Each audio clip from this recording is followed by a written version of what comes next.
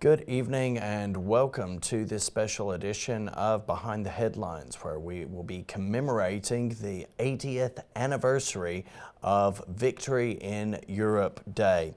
It marks the end of the most brutal and bloody conflict in human history.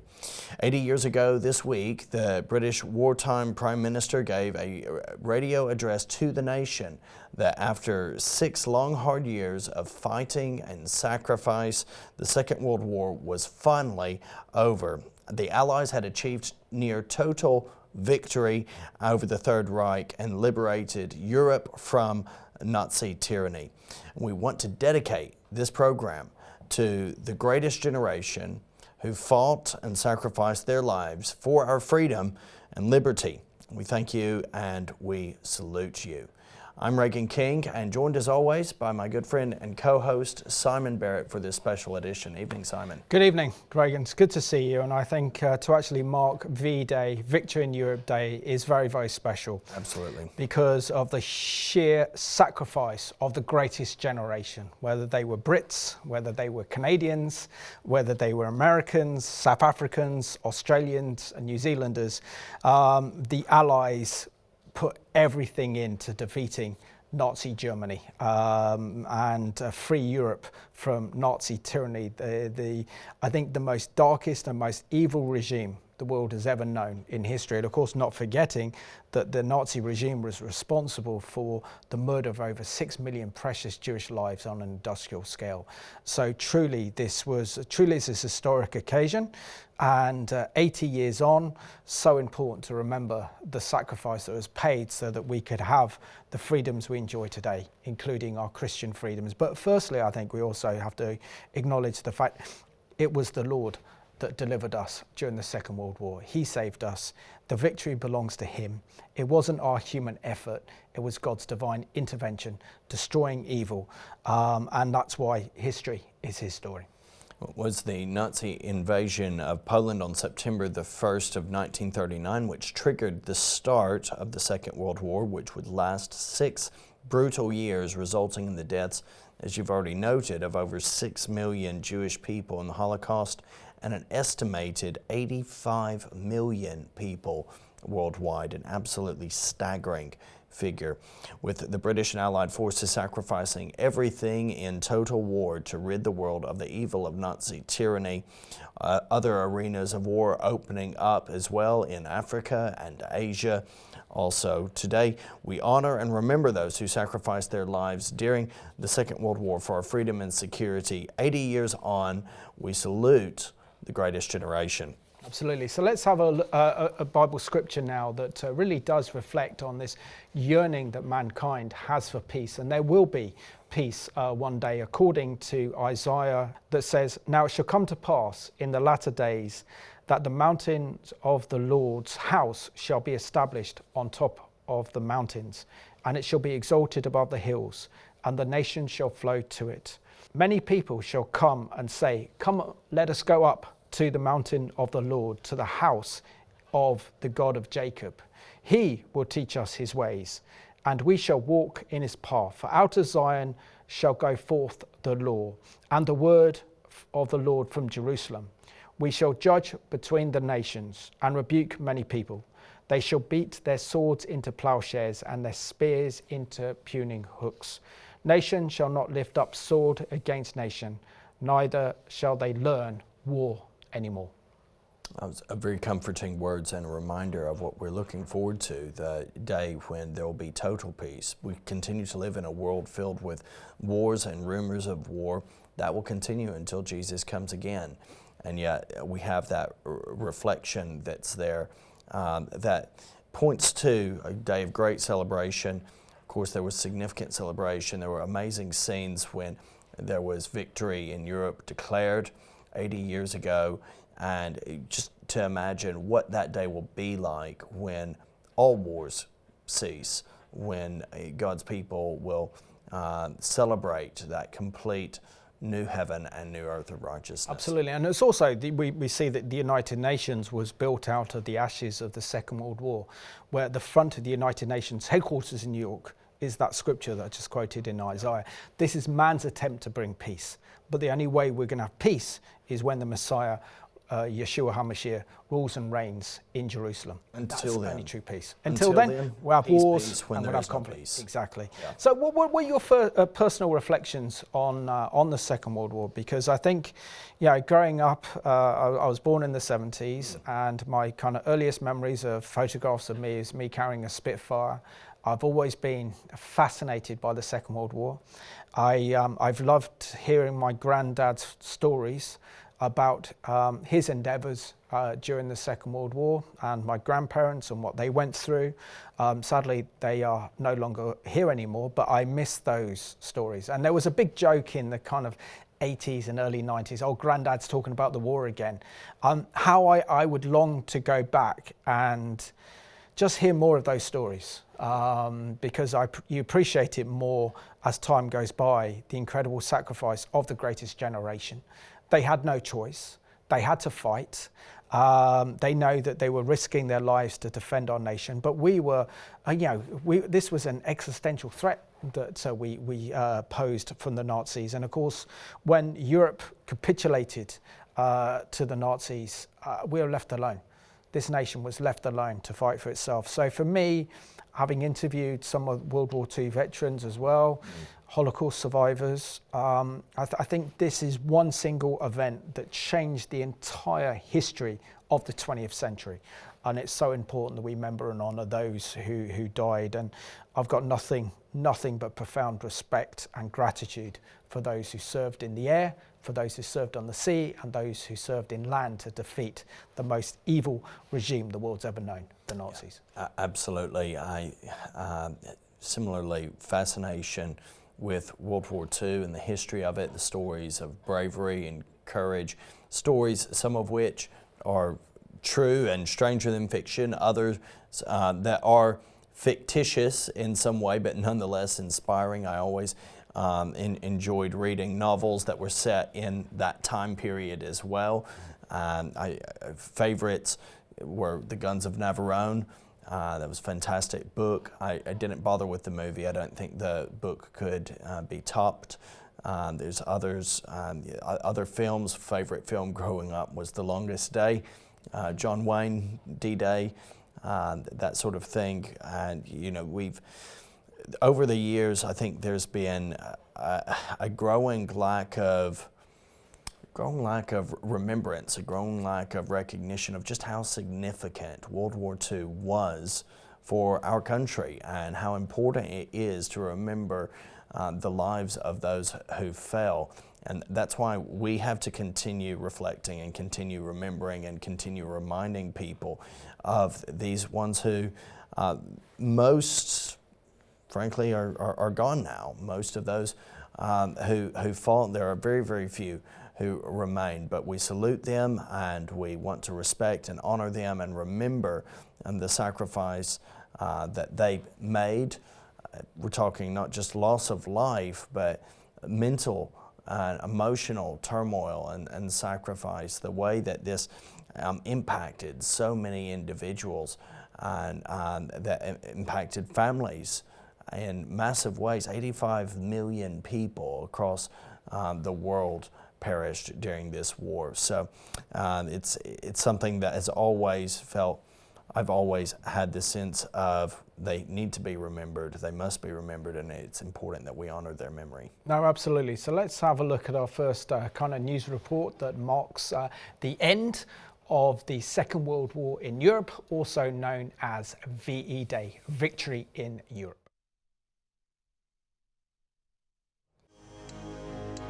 May 8, 1945, Victory in Europe Day, better known as VE Day. It was a day that the world had waited for 5.5 long and bloody years. Finally, the nations of Europe were at peace and free from a dictatorial government bent on world domination and genocide. The war in Europe claimed more human lives than any war before or since. Europe's great nations suffered as never before, with some countries, such as Poland, losing an estimated 17% of their population. Altogether, an estimated 40 million human beings lost their lives. Initially, the European war was decisively going in Nazi Germany's favor. Country after country fell to the seemingly unstoppable advance of the military forces of National Socialism. With no European countries to conquer on the mainland, the German war machine focused on Great Britain. The Germans bore down on the British Isles in 1940 with an aerial assault the likes of which the world had never seen. Young British pilots in the RAF took to the air in their Spitfires and Hurricanes to defend their homeland from the aerial onslaught. And through it all, the perseverance of the British people kept them upright and proved them unbreakable. Aside from the obvious territorial expansion of its borders, at the dark heart of the Nazi war plan was a plan to cleanse all of Europe of a single race of people.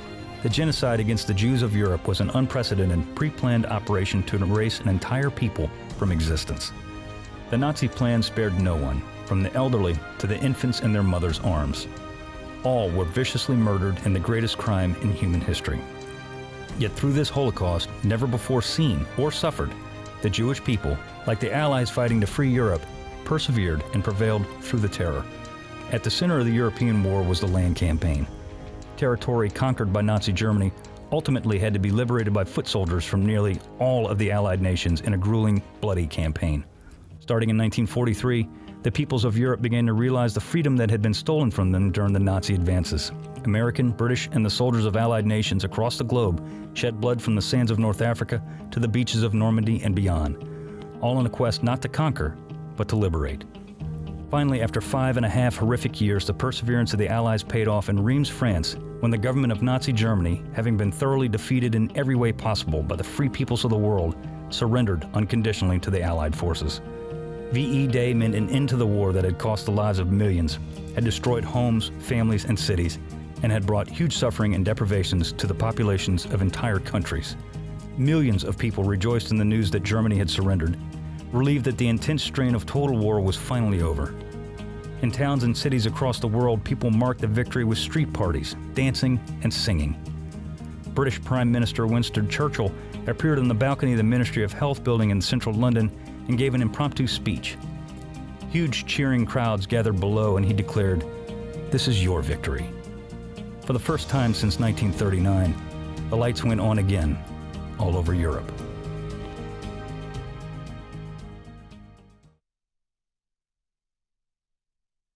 With many thanks to the National World War II Museum in the United States for that very powerful reminder of World War II and the key defining features of this horrific conflict 80 years ago. Absolutely. So let's go and give ourselves some facts and figures as we break down the Second World War. So the Second World War was a global conflict lasting from 1939 to 1945. Involved the deaths of an estimated between 60 and 85 million people around the world, making it the most deadliest war in human history. About 25 million deaths were military, and between 50 and 55 million were civilians, with the Soviet Union and China suffering the most casualties. The war was marked by the Holocaust, the systematic genocide of 6 million Jews, and widespread destruction and displacement.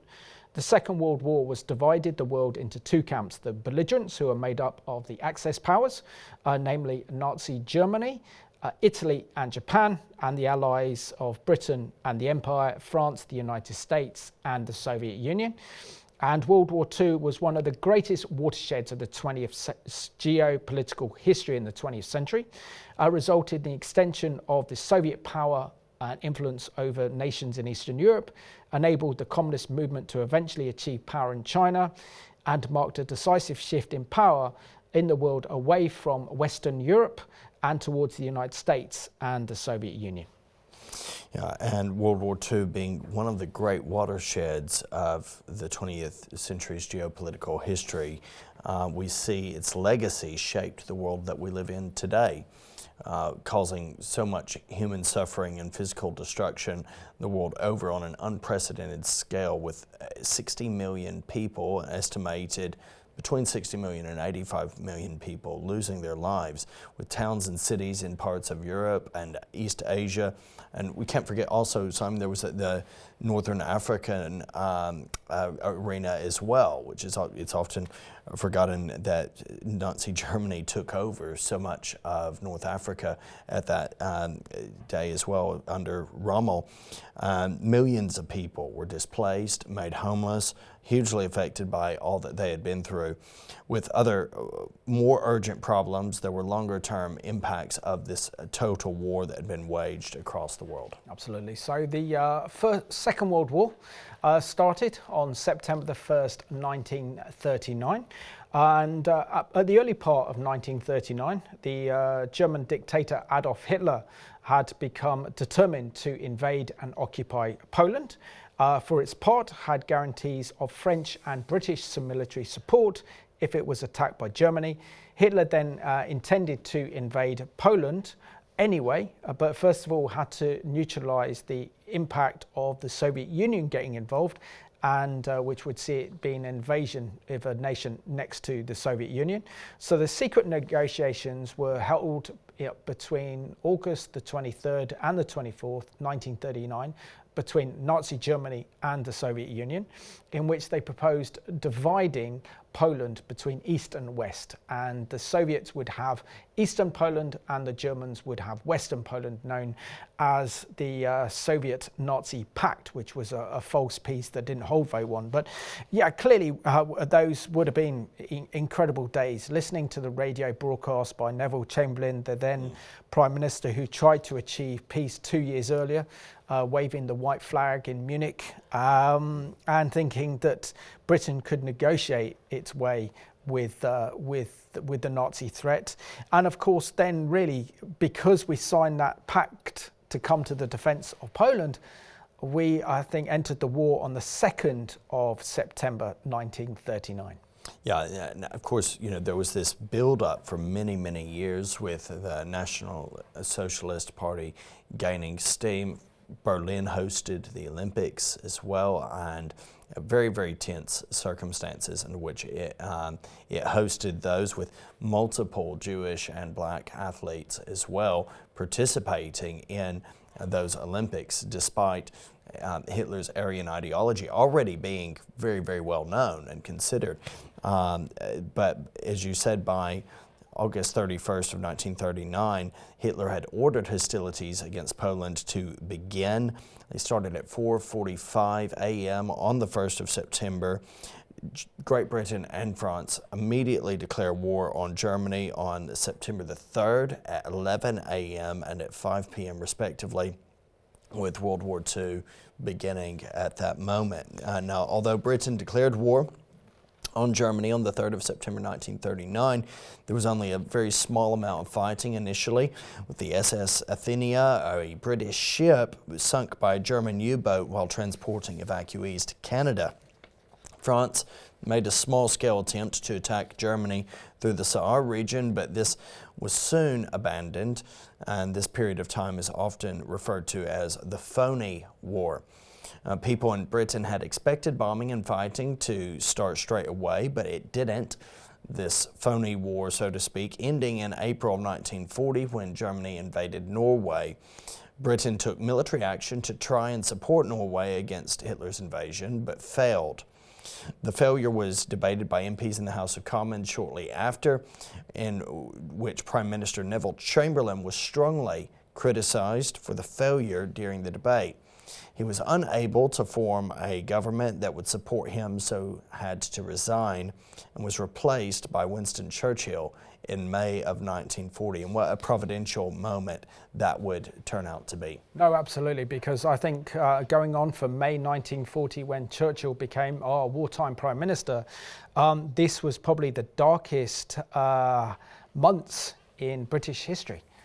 Where we faced that existential threat from the Nazis, because what took the British Expeditionary Force by surprise was what's known as the German Blitzkrieg. So effectively, this is a new technology that the Nazis used to use air power in the likes of the German dive bombers, the Stuka dive bombers with the kind of Messerschmitts, as well as the Panzer tank divisions, as well as the Nazi SS, to take territory and land at incredible speed.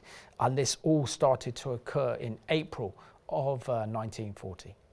Yeah, France's 800,000 standing army had been thought to be the most powerful in Europe, but the French had not progressed beyond the defensive mentality inherited from World War I and relied primarily on their Maginot Line for protection against a German offensive. The Maginot Line was an extremely well-developed chain of fortifications running from the Swiss frontier opposite Basel northward along the left bank of the Rhine, and then northwestward no farther than Montmédy near Belgian frontier south of the Ardennes forest. The line consisted of a series of giant pillboxes and other defensive installations constructed in depth, equipped with underground supply and communications facilities and connected by rail lines, with all heavy guns pointed east at the German frontier. Depending heavily on the line as a defense against German attacks, the French had 41 divisions manning it or backing it, whereas only 39 divisions were watching the long stretch of frontier north of it, from Montmédy through the Ardennes and across Flanders to the English Channel. And of course, this is when we see the absolute speed of the German military take and invade the Netherlands, then Belgium, and then of course our own British Expeditionary Force, who weren't really prepared, and our nation wasn't prepared because they never listened to Winston Churchill. So the only thing that we had in preparation for World War II was the aircraft, with the emergence of the Spitfire, and air. This is where a lot of our military investment was invested in. Our tanks were not adequate to take on the German Panzer divisions, and just the sheer speed of the Nazis. It took here, like for example, 38 divisions were watching along the stretch of the frontier north of it through the Ardennes. And of course, what the French didn't realise was they didn't think it was possible for the Nazis to go through the Ardennes forest, through Belgium, into France. And of course, what happened then is that our British Expeditionary Force were trapped and then being encircled by the Nazis.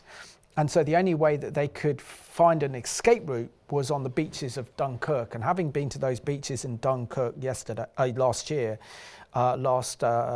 June, you just kind of imagine the absolute chaos that would have happened on those beaches.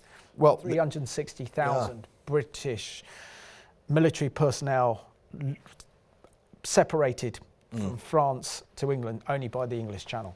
It's a truly colossal case of poor strategy on the French side of things primarily, and a lack of planning, a lack of meaningful ability to go and counteract against the Nazi onslaught, which ultimately would see 68,000 soldiers killed. We've talked before about the miracle of Dunkirk, and there were so many who were rescued, incredible amount, 340,000 French and British soldiers brought back to England in 1 week in that moment. But there were massive losses, 68,000 soldiers killed, wounded, captured, or unaccounted for, 400 tanks, 6 destroyers, and 145 aircraft also lost. Just think, 400 tanks. It's incredible.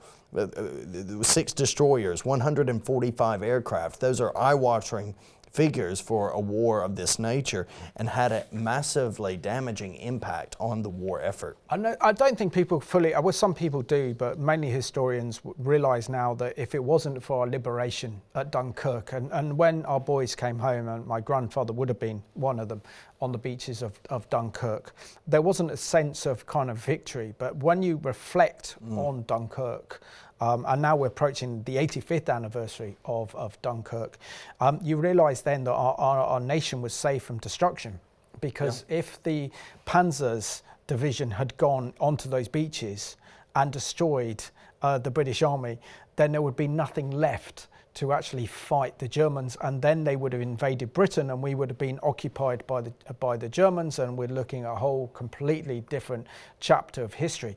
And I mean, really what we saw was God's deliverance, because the King George called for a national day of prayer and repentance.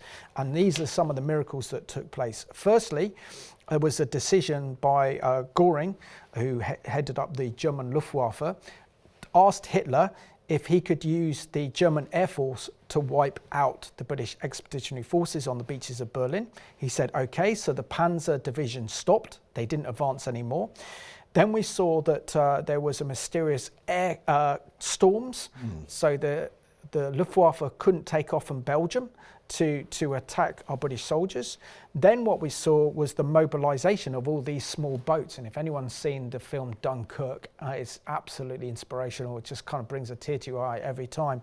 And so the English Channel was flatter than it had been in generations, which would then allow these small boats to come and pick up the 330,000 British and French and Allied troops who were stranded on those beaches and bring them home. But that's because people believed in God. They flocked to the churches, they prayed, they interceded, and we had God's deliverance. There's even chaplains, for example, sharing stories of how when the German dive bombers shot at the troops on the beach, they would see bullet holes all around them, but they were unscathed. I mean, it was a deliverance on a mighty hand which allowed the British Army to fight again. Absolutely. It was 100% a work of God's power in answering prayer. The consequences, as you rightly noted, would have been catastrophic for our nation, for society, for the world. Things would look so much different were the Nazis to have succeeded in achieving their ambitions. The Battle of Britain was another feature of great importance in World War II. The Battle of Britain being a decisive air campaign fought over southern England in the summer and autumn of 1940. It was one of Britain's most important victories in the Second World War because it showed Germany could be defeated. It allowed Britain to carry on fighting the war and ultimately ensured the Allies had a base from which to launch the liberation of Europe on D-Day in June of 1944. So the seeds of victory were being planted at this point in time. Rescued from the jaws of defeat essentially in between May and June of 1940, very swiftly we see in the summer and autumn of 1940 with the Battle of Britain, a recovery to some degree of national morale across the UK and a realization that actually we can resist the Nazis. An important aspect of this one is that the British High Military Command wanted to save the Royal Air Force because they knew that an invasion of Britain was on the way. Hitler named this Operation Sea Lion, in which he believed he could actually take the British Isles, but he knew the only way to take it was to ensure air superiority. So by taking out the RAF and destroying the RAF, so that Britain could not defend itself from the skies, this would be then allow the next stage where we'd see an amphibious landing on English shores by the Nazis to actually capture England. So this battle was crucial, and of course the advantage that we had then was the technology of radar, being able to identify where the German bombers, particularly the Junker bombers, were coming and were coming over the English Channel, which then the Spitfires and the Hurricanes could then intercept those planes and actually prevent them. So we also see, for example, that Winston Churchill had this wonderful quote: "Never in the field of human conflict was so much owed by so few." And he delivered that in the House of Commons in August of 1940, praising the RAF. So, I mean, many of these sorties that the RAF carried out were unbelievable. So we'd have like Spitfire pilots going into air combat against the Luftwaffe, recovering again, then going again, and the Germans were determined to destroy our air superiority. Yeah, and they, though they were determined to do so, there was a complete and abysmal failure in so doing. And thankfully, again, we see God working in and through a range of meaningful circumstances to achieve eventual victory. But for the Germans on the 13th of August 1940, there's the start of their Battle of Britain. They call it Tag, which is Eagle Day, with waves of strong attacks over a 10-hour period coming in against Essex, Kent, Sussex, and Hampshire. On Eagle Day, the Luftwaffe mounted a total of 1,485 sorties, with Fighter Command flying 727 sorties in response. And on the 30th of August, during the period of direct assaults against RAF sector stations across the southeast, with Fighter Command flying 1,054 sorties, its largest daily number yet, 22 fighter squadrons saw action, most at least twice, and some up to 4 times. The Germans flew 1,345 sorties, their biggest daylight effort for a fortnight, with the tempo of combat increasing daily. And for the British, the 30th of August being the heaviest day of fighting they had experienced so far. Of course, following this Battle of Britain, it's not like the battle was completely over, because the Luftwaffe continued and in fact ramped up particularly its target of civilian centers. So the Blitz targeted civilians across London particularly, although there were other cities that were heavily damaged. The Blitz was a sustained campaign of German aerial bombing of the United Kingdom, primarily focusing on London from September of 1940 to May of 1941 during World War II. Involved intensive bombing of major cities, ports, and industrial areas, leading to widespread damage and civilian casualties. With the home front becoming the battle front, the Blitz being an abbreviation of that German word Blitzkrieg, meaning lightning war, we began to see immense loss of life across the UK's urban centres. Absolutely. So let's hear now a kind of personal report. So there was a particular day, the 7th of September 1940, was named as Black Saturday, and this occurred at 4:43 p.m. Many people in the south east of England were enjoying the Saturday afternoon sun when suddenly the skies darkened. The drone of aircraft engines, like the far away thunder of a giant waterfall, made them scuttle indoors, and wave after wave of bombers flew towards London. The sirens, known as Wailing Willie or Moaning Minnie because of its alternating notes, sounded at 4:43 p.m. The white specks in the sky were making for the docks, and soon the crump of bombs falling was interspersed with puffs of smoke as explosions set fire to riverside warehouses. Pathé News report on the 12th of September 1940 depicts murder from the skies. Hundreds of rats, known as hundreds of incendiary small candlelight bombs, fell on the docks. Fires are beacons for a second wave of aircraft with high explosives. I mean, I think being in London during the Blitz would have been absolutely horrific. I mean, I used to live in London, you live in London, and can you imagine being in London when these German Luftwaffe flew over the capital, just dropping their bombs on terrifying. the civilian population? We see these like fires. I mean, I read one book about the Blitz in particular, and those who survived the Blitz they describe how people's heads were rolling down the street from the explosions. And it was like Londoners were then coming up and attack. And this war, however, just survived Dunkirk, and it was our soldiers and our airmen and our Navy was all doing the fighting against the Germans, but this time the civilians were targeted.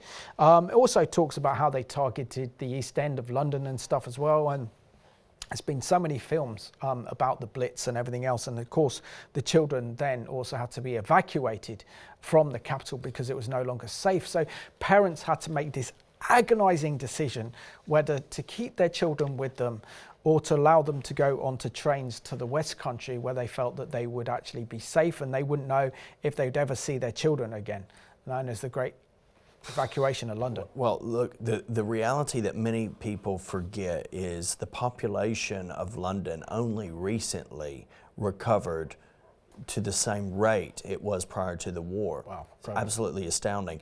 Prior to the war, in 1939, London's population was 8.6 million. 8.6 million. And it would take up until 1991 to see this continue to, that the fallout would continue. It would fall, the population continued to fall to 6.8 million, and it's only very, very recently that we've seen London recover to the same population as right prior to World War II. So it shows the immense devastation and the economic impact, and also the sense of fear and hopelessness, where also people who would be returning, those who survived, no longer wanted to live in London. It still wasn't a fully safe place to live. There were bomb craters still in the 70s. But the safe haven was the London Underground.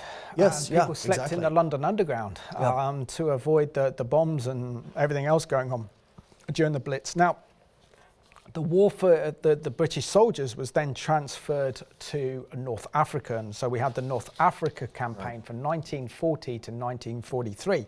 So it says control of the Eastern Mediterranean was seen as vital to British interests during the Second World War. A large garrison of British and Commonwealth troops were based in Egypt. Its main role was to defend the Suez Canal and protect Britain's oil supplies from the Persian Gulf. On the 11th of June, again, what a monumentous time this was, the summer of 1940. So 11th of June 1940, Italy's fascist leader, Mussolini, declared war on Britain and France, seeking to expand their imperial possessions in Africa. The Italians invaded Egypt on September the 13th from their colony of Libya. After a limited advance, the Italians halted and set up a series of fortified camps at Sidi Barni, and in December 1940, General Sir Archibald Wavell's Western Desert Force of 36,000 men attacked the Italians. A mobile armoured force under Lieutenant General Richard O'Connor outflanked the Libyans at Beda Fom and pursued them 500 miles back to Libya, and the offence ended in Algara on the 7th of February 1941, the destruction of 9 Italian divisions and the capture of 130,000 men. And then this is when the Germans got involved. Hitler realized that he would have to support the Italians in North Africa. On 11th of February 1941, Major General Erwin Rommel's Africa Corps landed at Tripoli. The British won some spectacular victories over the Italians, but found the Germans a much tougher nut to crack. And Rommel, known as the Desert Fox, was attacked on 24th of March 1941, cutting off the British 3rd Armoured Brigade. The force had already been weakened by the transfer of troops to Greece and East Africa. By the 13th of April, the British had been forced back to the Egyptian frontier, leaving the 9th Australian Division besieged in Tobruk. They held out, but after 2 attempts to retrieve Tobruk failed. Wavell was replaced as Commander-in-Chief, Middle East, by General Sir Claude Auchinleck. And by October of 1942, Montgomery enjoyed a significant advantage in men, artillery, tanks, and aircraft. He was ready to mount an offensive of his own. On the night of 24th of October 1942, under cover of 600-gun barrage, the 8th Army attacked the Axis positions. After 10 days of bitter additional fighting, the heavily defended German line was finally breached. And on the 4th of November, Montgomery's armor broke through and the pursuit of the defeated Germans and Italians began. It's lots of things to unpack on this one. Firstly, North Africa and the Middle East was important because in the Middle East, of course, the Arab oil was vital to the war efforts, and the Germans wanted to get their hands on the war effort. The Suez Canal was vital as well because the jewel in the crown was India, and if the Nazis took hold of the Suez Canal, then they could control the trade and the goods and services that go from India to the British Empire. But also we saw, for example, that the SS were ready to actually round up the Jewish people that were living in the British Mandate of Palestine. But also I think as history's unfolded now, kind of 85 plus years on from the North Africa campaign, we see really it's the role of the Secret Air Service, the SAS, and the likes of Paddy Mayne and co. That really won the North Africa campaign, going behind enemy lines, destroying over 300 German aircraft, blowing up supply lines.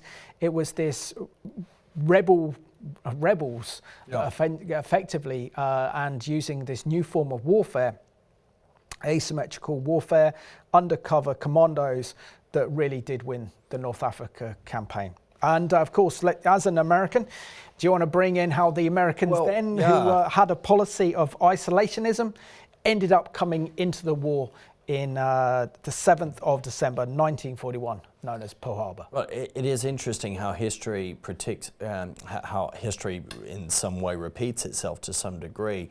We're only about 100 years on from the day and time in which America adopted an attitude of protectionism and isolationism. It desired to be on its own, to put America first, and to have America as this protected enclave. Of course, there were many Germans as well, in German background Americans. There were, and continue to be, a significant number of Italian Americans. Now, what a lot of times is not seen clearly, yes, many of these people had gone to America because they were disillusioned with life in Italy, or disillusioned with life in Germany, going back in some cases decades, in some cases closer to the events of which we're speaking. But all the same, there was this reluctance to create any rift or division within the United States by entering another arena of war, by sending our boys over to fight yet another war in Europe. And so what the catalyst was, despite routine approaches by Churchill to Roosevelt to help, Pearl Harbor comes in. And this occurred when Japan attacked Pearl Harbor on the 7th of December of 1941. So let's hear what happened. So in Pearl Harbor was a surprise military strike on Japan on the United States' naval base in Pearl Harbor, Hawaii, on December the 7th, 1941. This attack, which killed over 2,400 Americans, damaged or destroyed 19 ships, is considered the turning point that led the US to enter the war. And the figures are chilling. So what happened on the morning of the 7th of December 1941 at 7:48 a.m. local time? 177 aircraft of the Imperial Japan Navy attacked the United States naval base at Pearl Harbor and island of Oahu, Hawaii. Their intention was to destroy and damage much of the US Pacific Fleet as possible before it could respond to Japanese operations taking place on the same day against British, Dutch and US territories in Southeast Asia. The first attack began bombing the hangars packed with aircraft of the island's airfields, as well at the same time launching torpedoes against the US warship moored in the harbour. In the first 5 minutes of the attack, 4 battleships were hit, including USS Oklahoma and USS Arizona. Minutes later, Arizona exploded after a bomb hit its gunpowder stores, sinking the ship and killing 1,170 members of its crew. This devastating attack was followed an hour later by a second wave of 163 Japanese aircraft. Within 2 hours, 21 U.S. warships had been sunk or damaged, with 188 aircraft destroyed and 2,403 American servicemen and women killed. Absolutely catastrophic numbers. Many of these ships being repaired and fought in later battles. And crucially, all 3 of the Pacific Fleet's aircraft carriers were not at Pearl Harbor during the attack, and so they escaped damage. They were to prove vital in the coming Pacific campaign. But it was because of the need also for support from the UK and also through in relation to Europe and access allies.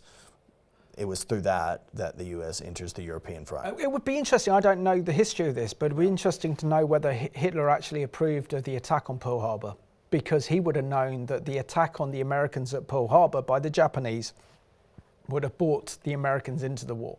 At this stage, of course, the Nazis hadn't really had a defeat. We didn't see the defeat of the Rommel's forces in North Africa until the Battle of Alamo, and that was in 42. So, here we go. Here is that the Nazis hadn't been defeated. Britain was standing its alone. The Americans didn't actually come in. So, for example, Hitler and the Nazis then would have known that the attack on Pearl Harbor would have brought the Americans into Second World War with all their firepower, with all their might, and then the Germans then have to really worry about the Americans then coming to the defense of the Brits. Well, Hitler was not aware fully of the specifics of the Pearl Harbor attack plan beforehand, but afterwards he approved of the Japanese attack, and he subsequently himself declared war on the United States as part of that aftermath. He approved, expressing his deep appreciation to the Japanese government for the attack, declaring war shortly after. So we look at it, and it's a case of a catastrophic poor strategy, because while he approved of especially the tactics, the whole blitzkrieg sort of lightning move against, he saw this as consistent with their ideology. Where that would have led eventually, who knows, but thankfully that's a hypothetical question. Okay, let's quickly move on. We saw on the 22nd of June 1941 the Nazi invasion of the Soviet Union, known as Operation Barbarossa, where the Nazis launched an attack on the Soviet Union on the 22nd of June 1941. And of course then we have the Battle of Stalingrad, the Battle of Leningrad, and in following year we had the Battle of Kursk, which was the biggest tank battle in history, which then from then on we saw a kind of Nazi retreat from the Soviets, and the Soviets became stronger. We also had in the Italy campaign that's lasted from 1941 to April 1945, where Churchill and others believed that the weakest underbelly of Europe was Italy. So we saw the first part of Italy liberated by the British and the Allies, and that was Sicily, and then moved up through Italy in very, very treacherous terrain. And then we saw the collapse of Mussolini's government, and the Nazis came to the defense of Italy, and Italy was very divided, which brings us on to really the start of the liberation of Europe, known as D-Day, that occurred on the 6th of June 1944. Absolutely. On the 6th of June 1944, 156,000 British, American, and Canadian soldiers landed on the 50 miles of Normandy's fiercely defended northern French beaches that would give the Allies the foothold they needed into Europe in order to liberate from the Nazi occupation. D-Day combined land, air, and sea forces of the Allies in what became the largest amphibious invasion in military history, with 5 naval assault divisions carrying out landings on the beaches of Normandy with the following code names: Utah, Omaha, Gold, Juno, and Sword. According to the Eisenhower Library, the invasion force included 7,000 ships and landing craft manned by over 195,000 naval personnel from 8 Allied countries. With almost 133,000 troops from the United States, the British Commonwealth, and their allies landing on D-Day, with casualties from these countries during the landing numbering 10,300. But when you think about that number that landed, 10,300, you can see 10,300 of those lost their lives. The overwhelming force of numbers that landed, and the complete and of course the surprise operation as well, yes. Trying to fool the Nazis into thinking the invasion was going to take place. Different date. A different day, but also a different place, more instead of Normandy, towards the area of closest to the English Channel and France, around that whole area of Calais, believing that's where it's going to take place. But this was the biggest armada in history, and of course we also had the Nazis did not expect the weather conditions, and so we see that so many of our British and American and Canadian troops facing very, very severe weather situations. Now, we do have an excellent news report to show you. This is from D-Day to V-Day, and it's produced by the US Department of Defense, that tells the history of the breakout from France and D-Day landings all the way to liberation by defeating Nazi Germany in Berlin.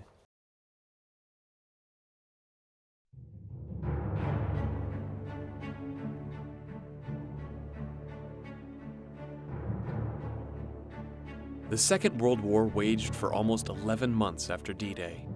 There were many vital engagements which led to eventual victory for the Allies, but here are some events that led to victory in Europe, or VE Day.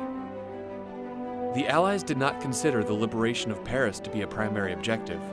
They would rather keep their attention on the German forces retreating towards the Rhine. On August 21st, Eisenhower met with French General Charles de Gaulle and told him of his plans to bypass Paris. De Gaulle told Eisenhower that if his advance against Paris was not ordered, he would send the French 2nd Armored Division into the city himself. Eisenhower then agreed to proceed with the liberation of Paris. Hitler had ordered Paris defended to the last man and demanded that the city not fall into Allied hands except as a field of ruins. General Dietrich von Choltitz began laying explosives under Paris's bridges and many of its landmarks as ordered. On August 23rd, Free French forces attacked the German garrison, armed with the knowledge that General Patton's army was right behind them. On August 25th, the Allies and French resistance force liberated Paris. The order to commence the destruction of Paris was never given because Choltitz did not want to go down in history as the man who destroyed Europe's most celebrated city. The Battle of the Bulge was the largest battle fought on the Western Front in Europe during World War II. It was a German offensive intended to drive a wedge between the American and British armies in France and the Low Countries, so Germany could recapture the port of Antwerp to deny the Allies use of the port facilities. It was a massive gamble on the part of Hitler, one he lost badly. The Red Army had been advancing deeper into Poland since mid-January. Having liberated Warsaw and Krakow, Soviet troops headed for Auschwitz. 10 days before the Soviets arrived, the Germans started the Death March, where 58,000 prisoners were evacuated to another concentration camp 35 miles away. On arrival at Auschwitz, the Soviets found just 7,500 emaciated men and women and only 600 out of the 1.1 million corpses. The Yalta Conference was the second wartime meeting of the British Prime Minister Winston Churchill, Soviet Premier Joseph Stalin, and U.S. President Franklin D. Roosevelt. During the conference, the three leaders agreed to demand Germany's unconditional surrender and began plans for a post-World War Europe. Stalin also agreed to permit free elections in Eastern Europe and to enter the war in the Pacific against Japan. Although he did help fight the Japanese, he broke his promise of free elections in Eastern Europe and instead installed governments dominated by the Soviet Union. This was the start of the Cold War. Hundreds of bombers descended on Dresden in 2 waves. By the morning, some 800 British bombers had dropped more than 1,400 tons of high-explosive bombs and more than 1,100 tons of incendiaries on Dresden, destroying the city. By bombing Dresden, the Allies disrupted important lines of communication that would have hindered the Soviet offensive. Crossing the Rhine was the last major obstacle in the way of a full-on race to Berlin. The Allies expected a fierce defensive on the Rhine. Hitler ordered the destruction of all bridges that spanned the Rhine to stop the Allies from crossing. When the Allies came up to the Rhine, they found that the Germans had destroyed all bridges except for one. Before the Allies crossed the river, they sprung a surprise attack by dropping thousands of airborne troops behind enemy lines to devastate the German artillery. First bridgeheads were established, it took just 9 hours to cross the Rhine. The Allies coming from the west and the Soviet Union coming from the east were on a race to see who would make it to Berlin first. Eisenhower ordered the Allies to stop just outside of Berlin so that the Soviets could capture Berlin for themselves. The Red Army would sustain more than 300,000 casualties in the battle for Berlin. Eisenhower did not want to suffer such a toll for territory that would be given to the Soviet Union anyway under the agreement previously made at the Yalta Conference. By May 2nd, the Soviets had the city under full control and the war was over. The 8th of May is when German troops finally laid down their arms. Celebrations erupted throughout the world. From Moscow to Los Angeles, people celebrated. In the United Kingdom, more than 1 million people celebrated in the streets to mark the end of World War II in Europe. Still to this day, VE Day is a celebrated holiday throughout the world. Well, with many thanks to the U.S. Department of Defense for that very helpful unpacking. As we swiftly draw to a close this edition of Behind the Headlines, the Battle of Berlin, which was designated the Berlin Strategic Offensive Operation by the Soviet Union, was one of the last major offenses of the European theater. And we saw that the roughly 45,000 soldiers in several severely depleted German Army and Waffen-SS divisions that were available, supplemented by police forces, boys in the Hitler Youth, World War I veterans and women's auxiliary units, eventually were going to surrender. Hitler committing suicide on April 30th in an underground Berlin bunker. But what horrors he had enacted and approved of, the Holocaust, not the least of which. No, absolutely. And if you watch the famous episode of Band of Brothers, when they find the Nazi concentration camp, they are questioning before as they see the thousands of German soldiers just as prisoners of war, saying, was this war worth it? And then they see the concentration camp. The same with the SAS. The SAS were the first to discover Bergen-Belsen. And of course, then the true horrors of the Holocaust took place. And Anne Frank, who became symbolic figurehead of the Nazis, wrote this in a diary: who has inflicted this upon us? Who has made us Jews different from all other people? Who has allowed us to suffer so terribly until now? And the death and destruction that fell upon European Jewry was absolutely frightening. And yet we are very thankful that it did come to an end. We're thankful for victory in Europe, and we want to commemorate the lives of those lost, to remember those who gave their lives so that we might continue to have this freedom. We want to commemorate those who live on and who continue to show up to those memorial marches, few and far between, but we thank you for your sacrifice. Absolutely. Reagan, absolute pleasure doing a program with you today, and thank you so much for watching this program, which is dedicated to VE Day, Victory in Europe. We salute the greatest generation for their sacrifice, their tenacity and their determination to destroy Nazi Germany. And we play the hand of God's blessing upon our nation for our victory in Europe, because history is his story.